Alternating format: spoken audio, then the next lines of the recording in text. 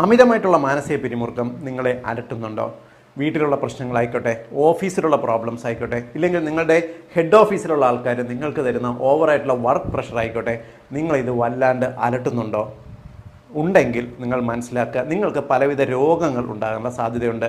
കാരണം അമിതമായിട്ട് ടെൻഷനും മാനസിക പിരിമുറുക്കവും വരുന്ന സമയത്ത് നമ്മുടെ ശരീരത്തിലുള്ള സ്ട്രെസ് ഹോർമോൺ കോർട്ടിസോൾ അനാവശ്യമായി സ്റ്റിമുലേറ്റ് ചെയ്യപ്പെടുകയും കോർട്ടിസോൾ കൂടുതലായി പ്രൊഡ്യൂസ് ചെയ്യപ്പെടുകയും നമ്മുടെ എല്ലാ ആന്തരിക അവയവങ്ങളെയും ഇത് ബാധിക്കുകയും ചെയ്യും. ഈ ഒരു പ്രശ്നം മറികടക്കുന്നതിന് ഒരു സിമ്പിൾ മാർഗ്ഗം ഞാൻ വിശദീകരിക്കാം.